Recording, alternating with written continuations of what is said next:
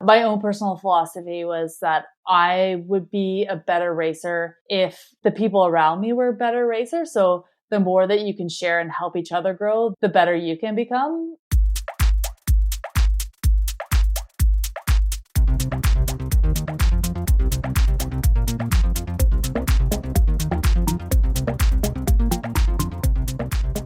Welcome to the Canadian Cycling Magazine podcast. I'm Matthew Pioro, editor of the magazine and your host. This is usually a busy time of year for Catharine Pendrel. She's usually competing in cross-country World Cups, or preparing for the World Championships, or even in full Olympics mode. Her list of wins is long. Here's a short version. 2 cross-country World Championship titles, one in 2011 and the other in 2014.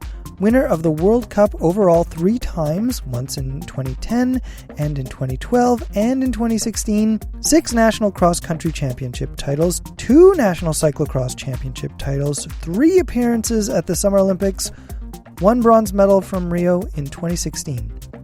Remember, that's the short version. I left a bunch out. But wait! There's more! Pendrel is a very generous and active supporter of the mountain bike scene in Canada. About 2 years ago, she and her husband, Keith Wilson, started Pendrel Racing, a development team for young riders. This past summer, they had an up-and-coming Canadian rider staying at their place and riding in the Kamloops, BC area. You'll find out who in the interview. Pendrel and I cover a lot of ground in our chat, like how a true professional reacts after a crash in one of the biggest races of her career, and who she thinks will be going strong when this year's shortened Mountain Bike World Cup starts in September.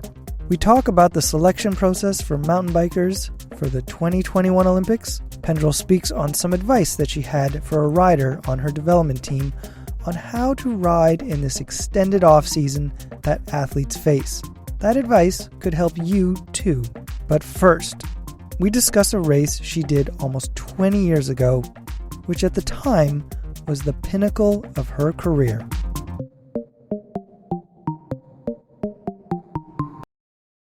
Catharine Pendrel, we're speaking in late August. In most years, this is a busy month for you. Usually there are World Cups, the World Championships are usually weeks away. You competed in the Olympics in August. But in August 2001, you were 20 years old. You competed at the Canada Games in London, Ontario. We're going way back. Yeah, we're going way back.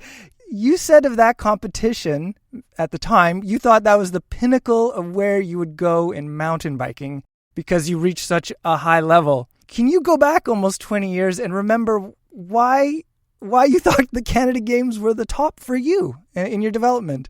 Sure. Yeah. I mean, coming from New Brunswick, and this is 20 years ago, I just wasn't exposed to that much high level competition. And I had no idea really how to follow that pathway. The Canada Games was an easy pathway because Team New Brunswick had a team, and kind of it was the first time that I had had any interaction with a coach, and it developed a pathway for us. But then after that, I was at the oldest I could be and still go to the Canada Games. And so it was really an unclear pathway after that.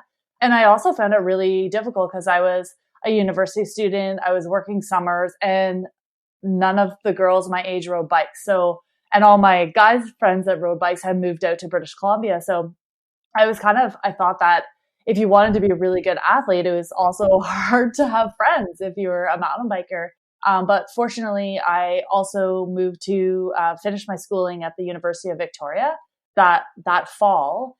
Kind of after taking a year of just riding my bike for fun, I realized that I actually really liked the training and the competition aspect. So I joined the triathlon club. I met Dan Prue, who together we joined the national team. He became the national team coach and went with me to my first Olympics in 2008. And I also met my husband that first day of bike practice. So then 10 years later, you got to the World Championships. You won your first of 2 World Championships. Did the pathways start revealing themselves quickly or slowly? Did that path to the World Championships seem like a possibility 5 years in, 8 years in?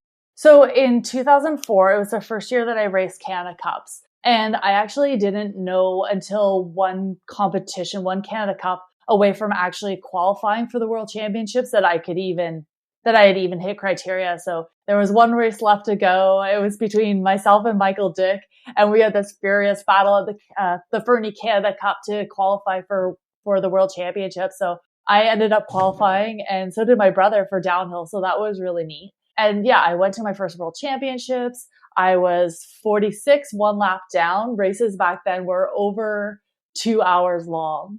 And, but I thought it was awesome. And it was the first time I'd done an international competition. It was the first time I had raced a field that was over 40 women. I think at one point I was climbing in 46, and the coach at the time said my position. I'm like, oh, I don't think I've ever actually raced this many women before. And yeah, so definitely I was very, very much a rookie at that point, but I kind of looked up in the results and I saw Chrissy Redden had an off race. She was only 24th or something. And I was like, okay, if I can get a minute and a half faster a lap, then I could be as fast as Chrissy Redden. And so I just kind of gave myself these little mini goals. And then fortunately for me, races went to being an hour and a half long in, I think, 2007. And that was huge for me because I was always that racer that started fast and faded, and not having to hold on for that whole extra half hour really helped me kind of, I was able to crack into, I think it was 32nd in 2006. And then when races got shorter, and I had also, had a really good training season, then I did a top 10 in 2007. And that's when a lot of things started seeming a lot more possible, kind of when all the pieces started to click together. You've won 2 World Championship races, and in both of them, you were leading from the front. That is your preferred way of maybe dictating a race. But then, now to switch to the Olympics in Rio, you, which you posted about recently on Instagram, you were at the back because of an early crash. So how does a rider who likes to dictate a race deal with a setback like that? Yeah, I think it was, I'm a bad starter.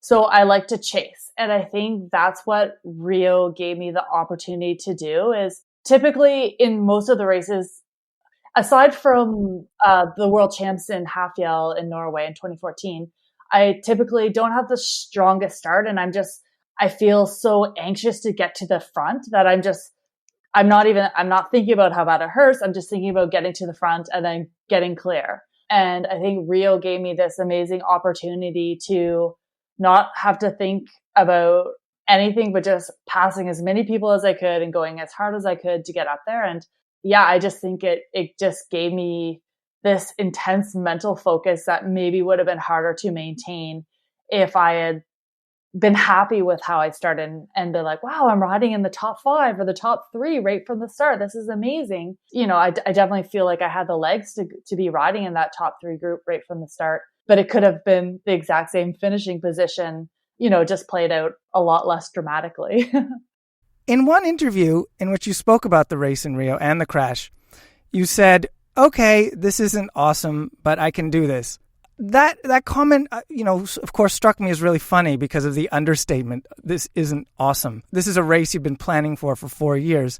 And I just imagine I would be cussing so badly that a sailor might tell me to tone it down a bit. But then I thought, well, this is Catharine Pendrel. She's a professional. And maybe you did really just assess the situation so quickly you didn't have time for a good swear session. Is that what happens? Is it more pragmatism than emotion? It was a recognition of like, there's nothing I can do about being a minute and a half back at the end of first lap because it's already happened, right?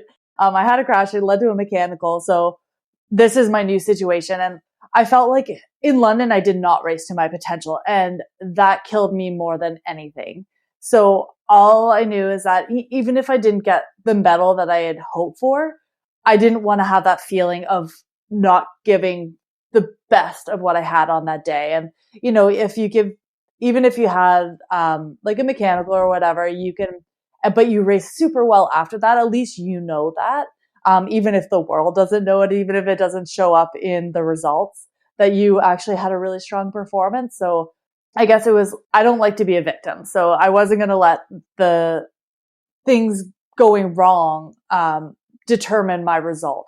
I was going to let what my legs could do determine kind of how I felt about that race. And so, yeah, I didn't really feel like I had any good options aside from just going as hard as I could I still had an hour 15 to do something really good with my race, right?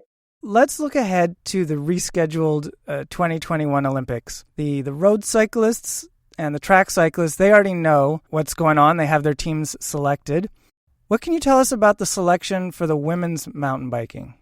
The women's mountain biking, our selection isn't closed yet because we were supposed to have included events from spring 2020. We had one more selection selection event left, which was important because we've all seen how much a rider's form can vary dramatically from one year to another. So, that event this year was going to be really important for kind of sending the best team to Tokyo. Now, because we didn't have the opportunity to have that competition this year, our UCI points have been frozen since March 3rd, and they'll reopen March 3rd of next year. For mountain bike, our top World Cup performers, our top two for women, will go to Tokyo. Currently, Haley Smith has a third, I have a sixth, and Emily Batty has a ninth. So it's definitely looking really good for Haley, but it was still going to be pretty intense for Emily and I to both hoping to get.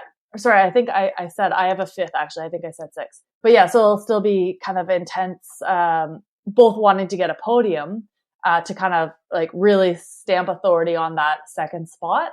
Because of the pandemic and everything being pushed back, the World Cup schedule is going to look totally different next year than it was going to look this year. We actually have 5 World Cups rather than 2 before the Olympics next year. So that's going to give us 2 opportunities to have a selection event next year. So that will contribute, and then we'll count performances from 2019, but also 2021. And the 2 highest performers from that time period will be the ones that will be selected for Tokyo. In July, a poll came out in Japan that revealed 33.7% of people surveyed said the Olympics should be canceled. Today, on the day that we're speaking, the International Paralympic Committee President, Andrew Parsons, said there would need to be a guarantee of 0 coronavirus cases if the Paralympics were to go ahead. Do you think the Olympics or Paralympics or both will happen? You kind of have to be open to anything now, don't you? Yeah, I hope they do. I can see them happening in an altered format. I don't know if you're going to see the spectators that you would have on a typical Olympic year. But yeah, I think it's kind of like this entire year where you have to be prepared to be adaptable and be hopefully optimistic. And, definitely, I think everyone would feel a lot more secure if we could guarantee that there was a vaccine by then. I don't know how likely that is, but I would hope that they will happen in some sort of format, and whether it's different than the format that we're used to, that's a definite possibility. But I think it's something that only time will tell. And once people have been living in a world that's been less stressful with coronavirus for maybe 6 months, they'd feel differently. But yeah, I think if you're organizing such a huge event like that, you need to feel pretty secure about it quite a ways out. And yeah, it's still a wait and see for sure. This year's Mountain Bike World Cup Series is supposed to start in late September with Nové Mesto in the Czech Republic. How do you think COVID-19 safety protocols will affect the racing? From everything that I've heard, basically in Czech, they treat it like the virus doesn't exist. There's no mask wearing, it's shoulder to shoulder. People cheering races into the finish line. They've been racing for, I think, 8 weeks now, at least.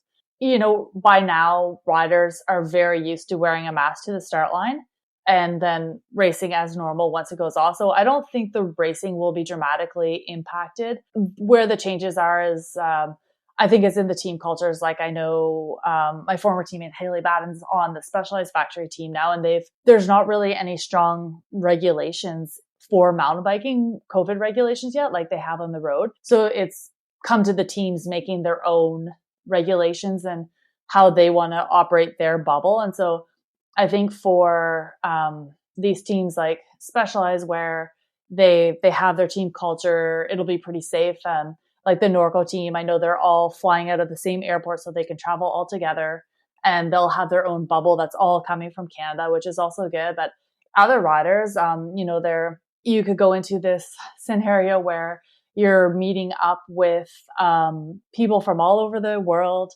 You have staff that may or may not be able to make it there. So there's definitely still a lot of uncertainty. And I think it's how well individuals manage their bubble. And, if different organizers aren't taking the virus as seriously, it's up to athletes to be like, oh, no, actually, I'm not going to shake your hand on the podium. Sorry, which I know has had to happen so far this year. But I think people are respectful of different people's comfort levels. And, but yeah, it's definitely, the onus is on every individual to make sure it's a safe environment. Do you have any sense of who might be going well at that time when the World Cup racing starts? Who might be on form? Oh, it's super interesting. Like currently it looks like the fastest woman in the world could be a rider from France that nobody has really heard of. She was a junior national champ, and I believe U23 national champ in France a couple of years ago, but she's beaten both Pauline and Luana Lecomte and Yolanda Neff so far this year. So, you have these people who the pandemic may have changed their environment a lot more than other people. I think with her, she was finishing schooling and then has a lot more time to train now, and has become a significantly better athlete. So you could have some real surprises like that. But I hope it looks like Yolanda Neff and Ann Terpstra it looks like they're really on form and have the experience. There'll definitely be some big surprises, but because you're just seeing these people that maybe you didn't notice their development, but they were on trajectory to kind of be in the mix this year, that are just gonna really shine.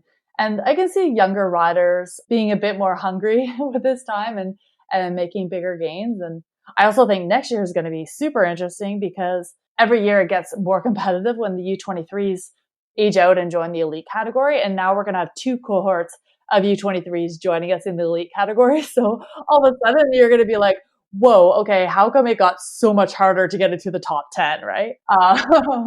So yeah, I think it's definitely going to be interesting. How would you describe the riding you've been doing this past spring and summer? I would say it's been more exploratory. It's kind of been a nice, interesting change because, I'll talk to my neighbors because they'd be pretty curious about what I'm doing. And I came to the realization that, I haven't really had this sort of freedom in my training for 15 years.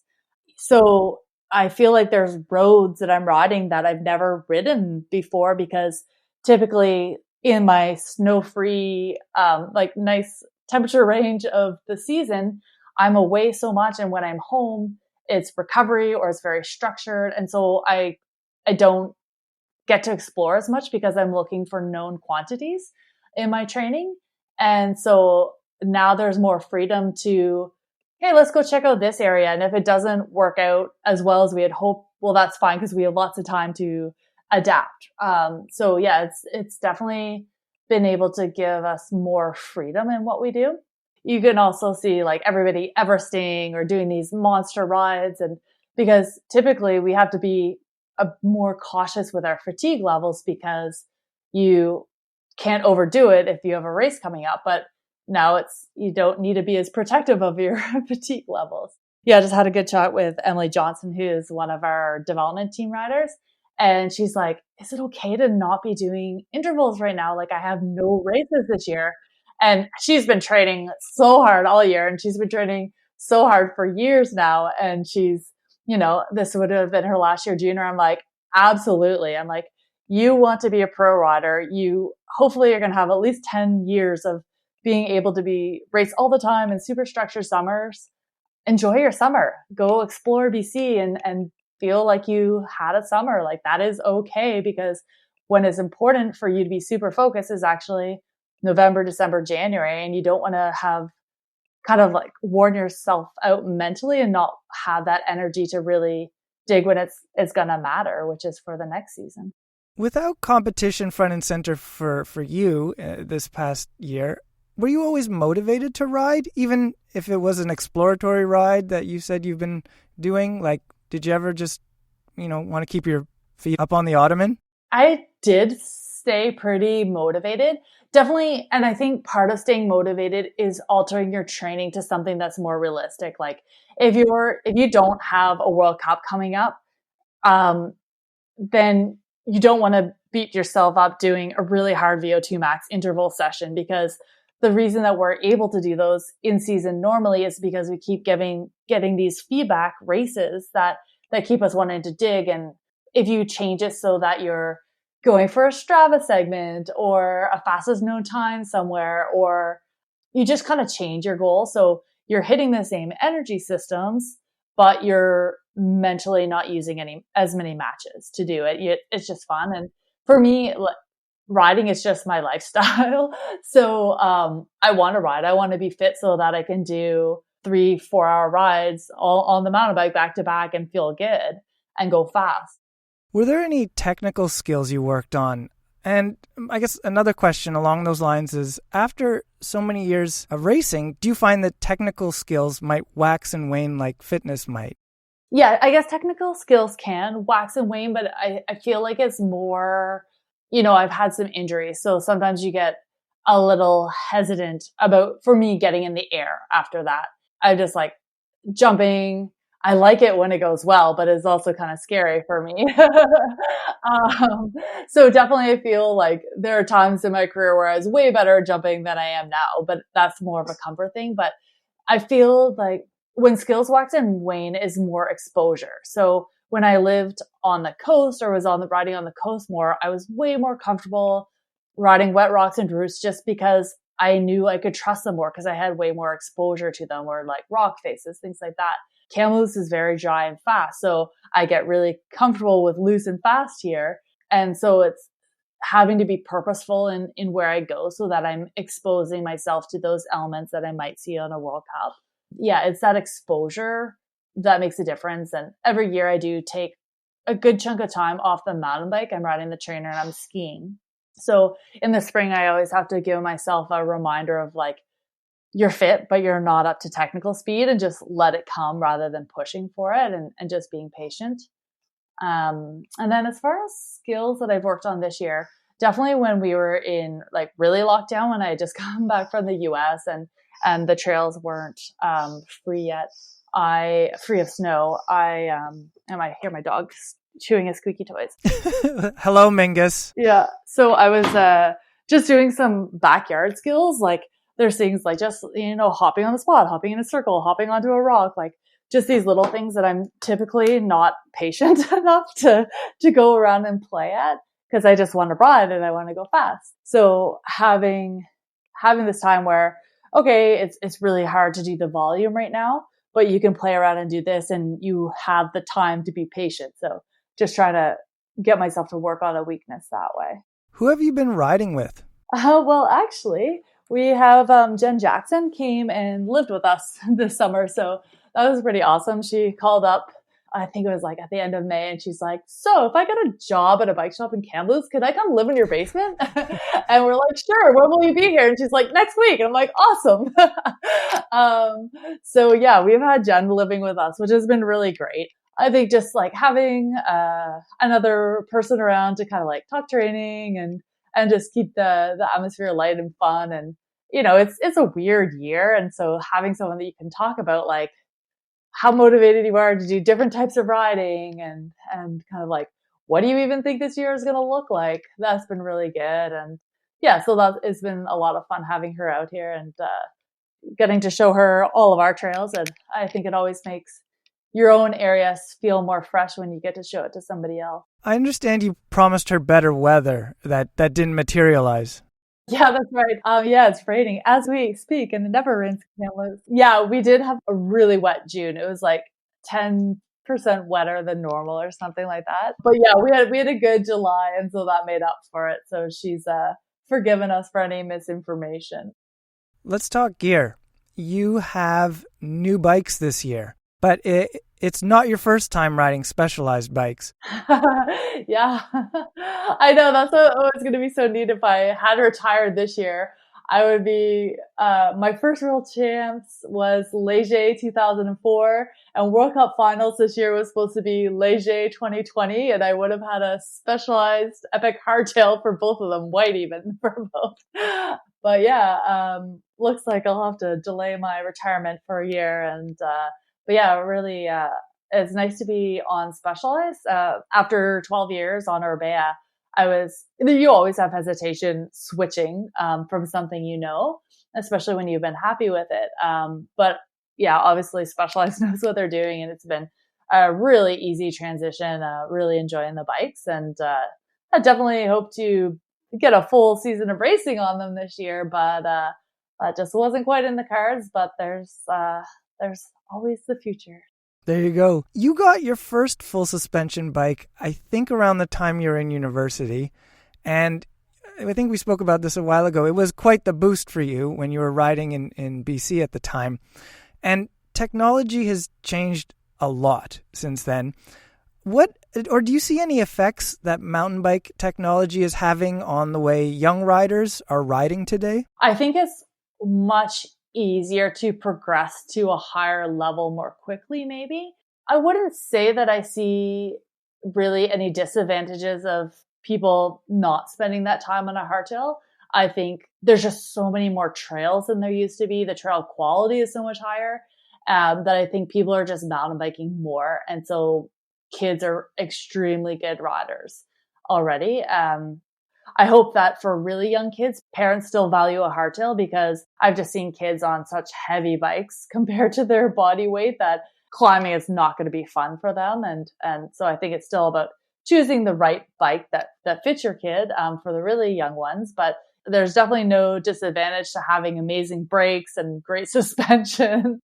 In 2018, Pendrel Racing launched, and that's your team for young riders. But even before that, you've been super supportive of young riders. I remember trying to get to you after an edition of Cross Vegas, and I had to wait to ask you questions about the race because you were giving a parent really great advice about for her aspiring young rider.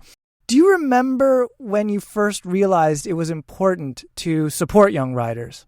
I don't even see it as important to support young riders. I just think it's important to support each other, whatever age you are. Particularly, a lot of women do enter the sport later. My own personal philosophy was that I would be a better racer if the people around me were better racers. So the more that you can share and help each other grow, the better you can become. So yeah, I feel like I've always tried to be just pretty open about, what I do or what I feel or what lines are good. I've just been fortunate to have the right people show up at the right time in my career that enabled me to be successful. It was, those owners of a bike shop or that person that believed in me that I felt were super impactful in my life. So because I feel that support from other people made such a difference to me, it's something that I wanted to be able to offer to other people that are hoping to kind of realize their potential. Who were some of those people who helped you and gave you support in your early days as a mountain biker? The one that really stands out is the Bike Barn in Penticton. Chris and Lisa were the owners at the time. And I was living in Penticton and I had zero money. And, they gave me a bike to use for the season and they encouraged me to get a Norco because they knew that Norco had a Canada Cup team. And that led to me riding for Norco for 2 years. They also gave me a trainer so that I could train properly in the winter. Returning to Pendrel Racing, do you have a sense of what the future of that project looks like?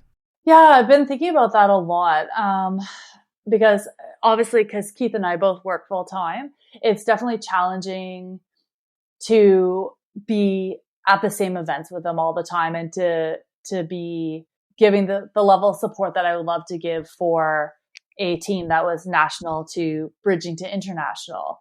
I think probably the future, because of Keith and my interest in coaching and mentorship, I can see it going more to actually smaller, being more camp-based in BC and providing those learning opportunities that may or may not be around races, but having team camps and opportunities to learn and grow together and share more information, but not necessarily having to have the flexibility of being able to go to an entire race season, because I don't really foresee being on the World Cup circuit behind the scenes as necessarily as my job as a management role.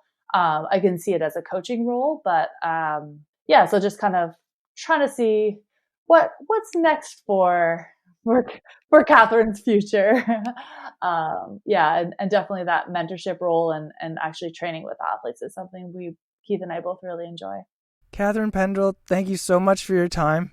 And I hope we talk more about racing in the future. Yeah, thank you very much.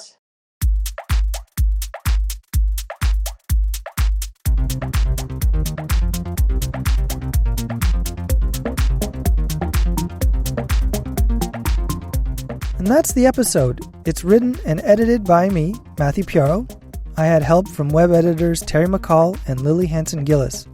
The podcast is produced by Adam Killick. He composed the music too. Thanks to Ontario Creates for its support. And thank you for listening. Please rate and review the show. Ride safely, and I'll talk to you later.